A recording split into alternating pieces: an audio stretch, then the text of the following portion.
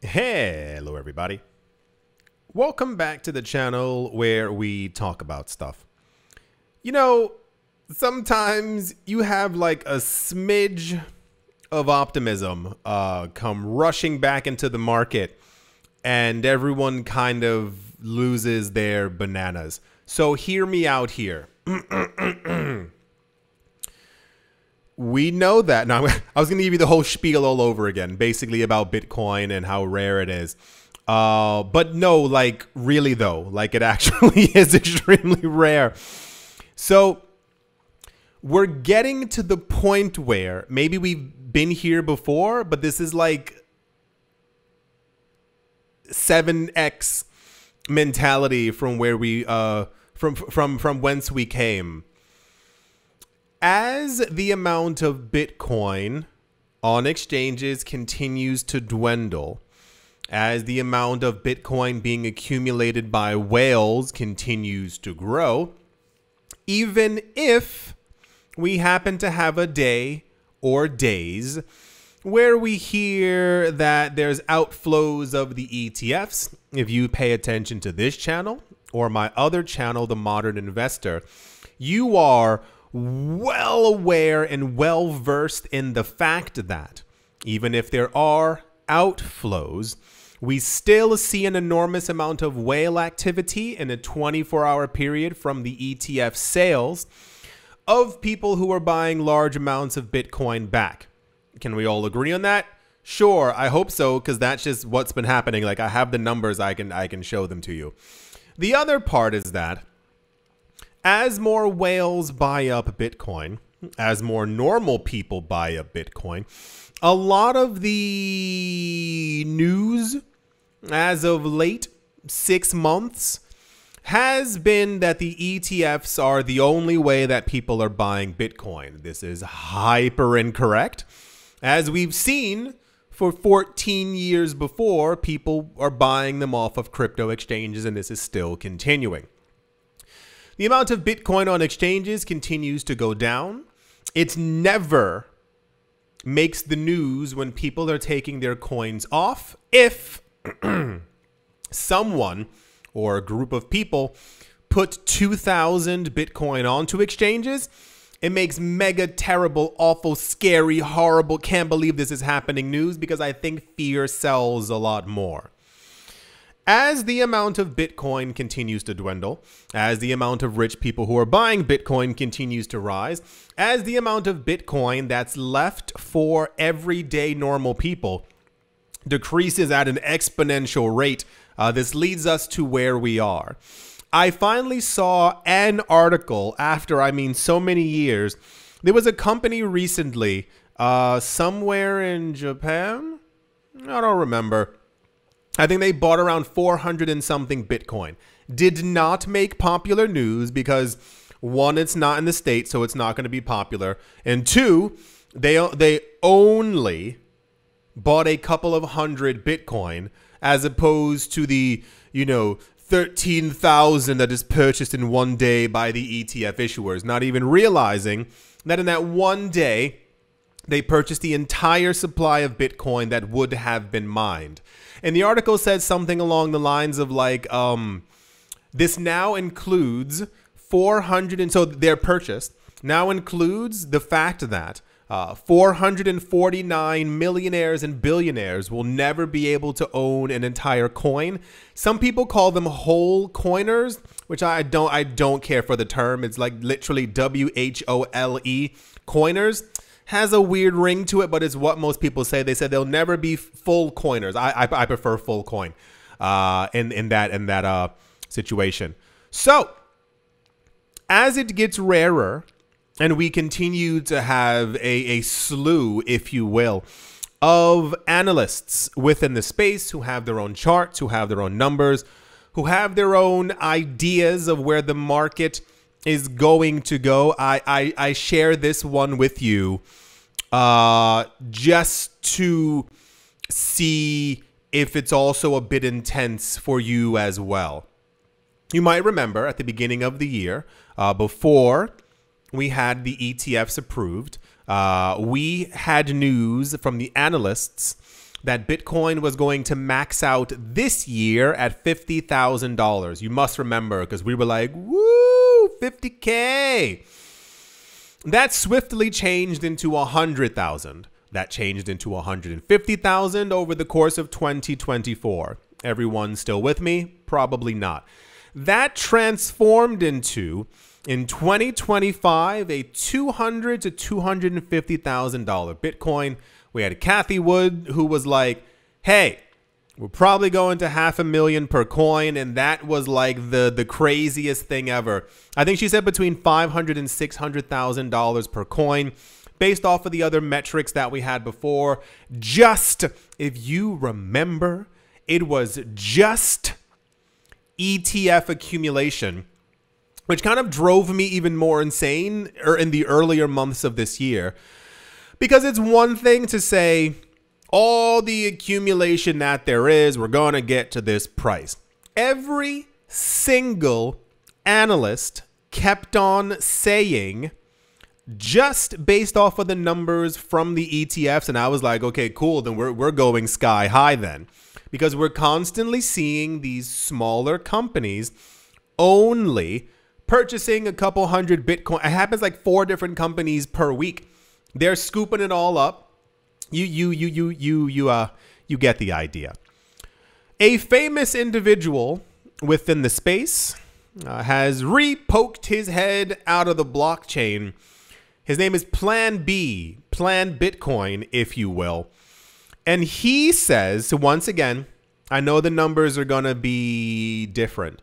He says that according to everything that's going on right now, from the consolidation, prices moving sideways, prices moving down, the levels of accumulation from the ETFs, from normal people, Bitcoin scarcity, you name it.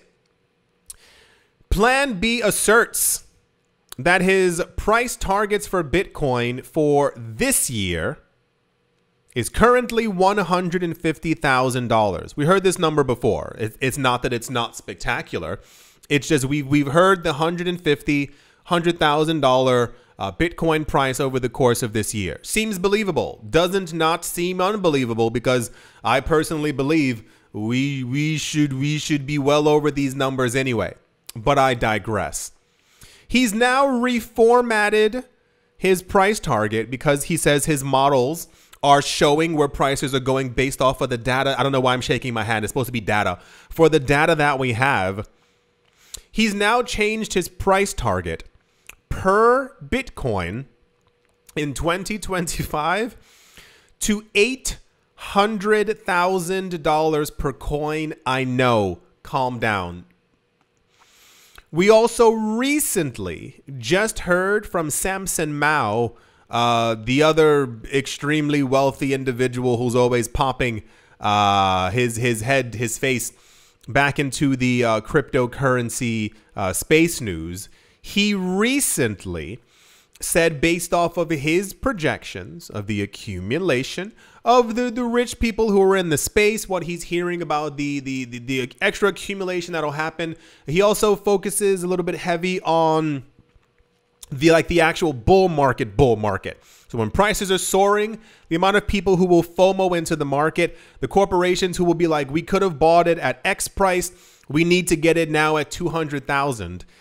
He said that he thinks next year we could see a $1 million Bitcoin. I've explained before what a $1 million Bitcoin means for those of you who need some refreshing. A $1 million Bitcoin indicates that we have swooshed past the valuation of multiple countries. Multiple central banks. We've also whoosh completely gone by them. Remember a couple of months ago, we had I don't know what it was, a chart, and it showed when Bitcoin hit 73,000 that I think Bitcoin was the 10th largest asset on the planet. Of all the assets, Bitcoin was number 10. $1 million means that we've surpassed effortlessly the valuation of gold in its entirety. I believe that Bitcoin has to go past $800,000 per coin to completely whoosh past the valuation of gold. There's a lot of clamoring going on right now where a lot of people were throwing out the number 250,000 and 300,000, and I was like, cool, makes sense. $500,000 per Bitcoin means that we've achieved the over 1 billion people on the planet who are in this market, throwing in some really good money. We're also seeing a huge amount of people every day. You can look at you can Google like new Bitcoin addresses per day. Very healthy numbers, about thousands, tens of thousands every single day. $1 million Bitcoin means that like collectively, the world has kind of decided to stop using fiat, like paper currencies. When you get to a $15 million Bitcoin, it means that other forms of currencies are also, and I mean like everything, is being sold off en masse and just pumped into Bitcoin. When you talk about the illustrious, the $100 million Bitcoin, you are talking about the collapse of the old system as we know it. No one uses fiat currencies. People have sold off their gold, their silver, their palladium, their real estate, their cars, and anything that they can, because they keep seeing Bitcoin's valuation goes up. So therefore they liquidate everything else to be able to get some of those sweet Satoshis. So, and also for those of you who haven't been here, a lot of the analysts are, I don't know, I'm throwing a dart, at the idea of Bitcoin definitely being over several $1 million by the early 2030s. And I mean like 2031. So while these valuations are completely eccentric, I do appreciate the optimism in the market. I will be the first to say, if we get to an $800,000 Bitcoin, the world has completely changed overnight. And as I've predicted before, the people who are holding crypto are going to be the wealthiest people on the planet. I still stand by my idea that crypto and Bitcoin are for everyone. They're for the planet. And I wish that we saw more everyday normal people getting into crypto. Because if these valuations are true, the wealth transfer that we keep hearing about is going to happen far quicker than anyone is actually expecting. And I would love if not only all of you, but your friends and your family and, the other people around the world who aren't billionaires and millionaires, if they also, shared in that wealth as well.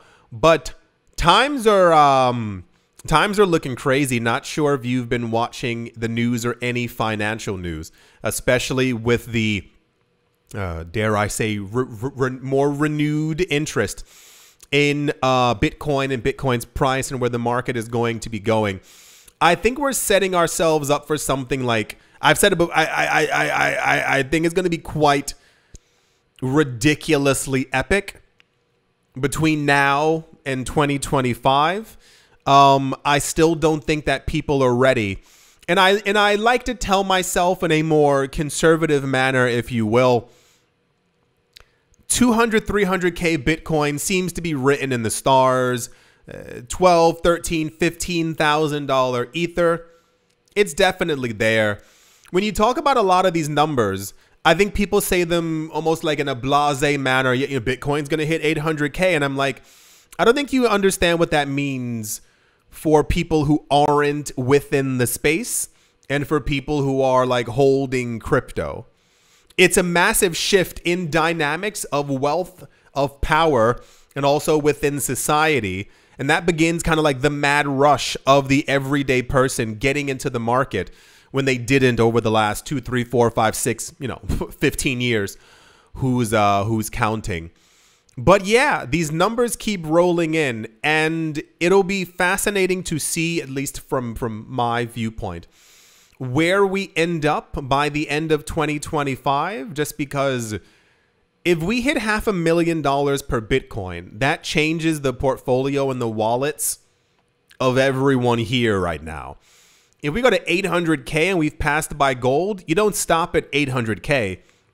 It continues. It makes it into the news that Bitcoin crushed gold. If you get to $1 million, it means that, like, collectively, the faith in the old system, like, we already don't like the old system, but imagine everyone you know also agreeing with you.